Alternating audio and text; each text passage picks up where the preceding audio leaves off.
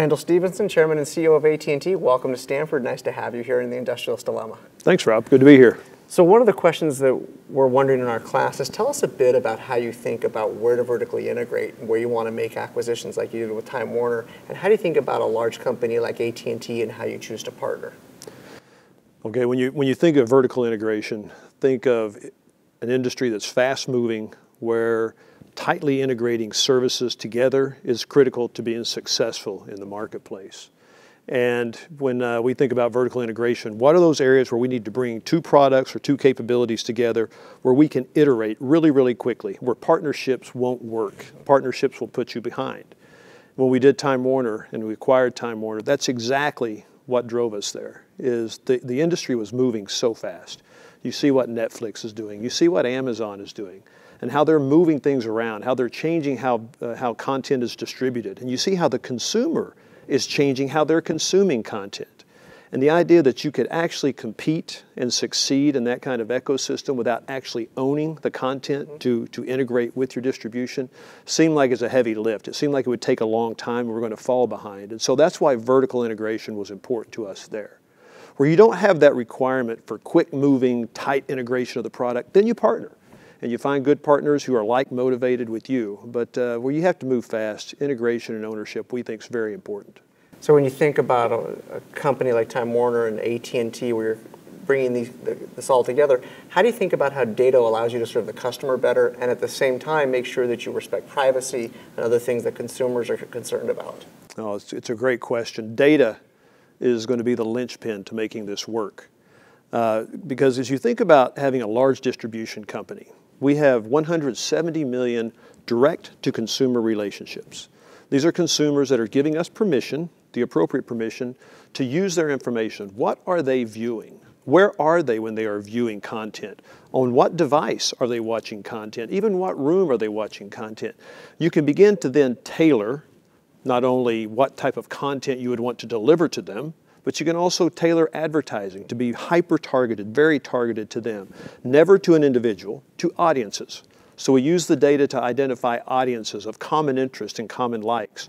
Our advertisers love this, and our customers like it because they're no longer seeing ads that aren't relevant to them. My wife will no longer see a Ford F-150 commercial, even though she likes football. She will see commercials and ads that are relevant to her. So data is critical to making all of this happen. Privacy. This is an area that I think is probably one of the issues of our time. Here in Silicon Valley, it's obviously a major issue. And we are strong believers that Congress needs to act here. Congress needs to act to say, what are the rules of the road? And the rules of the road ought to apply to everybody who's participating in this ecosystem. The rules of the road ought to require transparency. The rules of the road ought to make the customer in control of their data. And the rules of the road ought to say everybody's abiding by the same rules and the same principles. So we're encouraging Congress to act and pass legislation. So let's assume you get those rules of the road set, you try to serve the customers the best. How do you get a culture of a creative institution like Time Warner to work with a network operator like AT&T when the cultures are so diametrically opposed and different, hiring different people, different backgrounds, et cetera? Yeah, so as we were putting these two companies together and doing the planning. Well, it was a long time of planning because we were going through a lawsuit, as you know.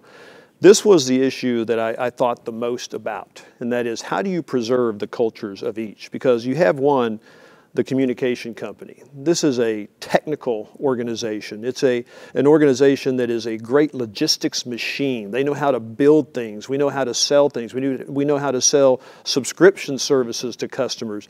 Over here, you have a very creative organization. And every night, every single asset drives home from work. Right. And so how do you preserve the best of both? And we believe, and I believe, that it was very important that you kept these companies autonomous, but you established right at the very beginning, what are the values that everybody lives by? The cultures can be different and should be different. Creative culture versus a logistics technical culture. But what are the values that really guide how we behave, how we treat each other, how we treat the public, and how we treat the consumer? So we set those values, but turned everything loose. Now there are some things we have to do to bring these two together. And so we have to build the connective tissue that allows us to bring the two together but not pollute the cultures of each other. That's the art to this. And so we built some organizations and some processes to make sure that we are building these two companies to accomplish a single objective, and that is deliver great content to our customers and very easy to access distribution platforms. Okay, so you bring these two cultures together, you're trying to deliver a better experience, and now the customers are changing about how they consume the products and services you sell. You and I are about to be in front of 100 some odd Stanford students who probably don't subscribe to cable or to DirecTV. They want to get everything over the top. What does AT&T need to do to change to make sure that you're relevant for them on a go-forward basis? Well, you just said it. As you think about different audiences and different customer bases, they have different desires and different interests. A lot of people in my industry talk about we need to deliver skinny bundles. And I say, I don't think I've ever heard a customer say, give me less content. But the customer has said, I don't want to pay for all that content that I'm not consuming. Give me content that is relevant to me.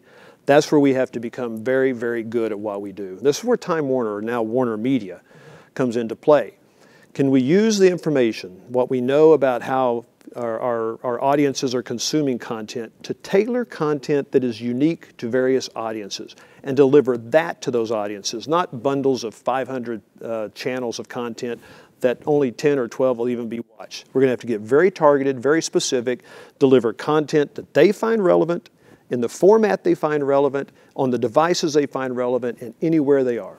Okay, so one of the things we've seen in the Industrialist dilemma from incumbents is that sometimes there's a challenge with being an incumbent, and in particular, trying to go through transformational change when you're a public company. Right. Some of the private companies don't have the quarterly pressures, they don't have to be reporting to Wall Street.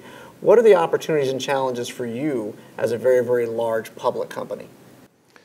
Well, you just identified it. It's how do you run these big transitions? I've always said that the more successful you are at anything you do, the more it kind of puts you in prison in terms of being able to make changes. And so think about, we used to be a big telephone company. We sold POTS, plain old telephone service, generated a lot of cash flow. Along came wireless. And the faster we invested in wireless, what did it do to the old telephone service? It cannibalized it. But you have to commit. You have to commit that this is where the customer is going, this is where the technology is going, and commit and go to it. And then you have to migrate these transitions. We've done this transition through broadband, fixed broadband to wireless broadband. We're going to see that exact same thing happen. We're watching it now from traditional streamed video over satellite and cable to over-the-top, very targeted content to our customers. We're going to have to manage that migration as well. It's hard. It's interesting. We've been around 140 years. We've managed through so many of these. I actually believe managing through these migrations is a core competency of ours. We actually do it quite well as a rule. All right, last question for you. What do you think are going to be the attributes required of leaders at AT&T over the next decade to be successful as you go through this newest transition? So as you think about a large company, and you asked about the cultural differences and how do you organize around cultural differences, and I said you're going to have to keep these companies somewhat independent and let them do what they do best. As we talked about, you're not going to have a single culture. What you have to have are managers who hold your values, though. So these values of transparency, these values of honesty and integrity, you start there. If you don't have that, you're not even qualified to be a participant.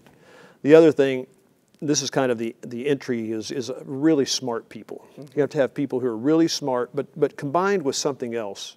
In this world, as fast as things change, being smart isn't enough. You have to have the courage to use smart. So people who have a high courage quotient, if you will, or a high quotient for risk, but managed and smart risk.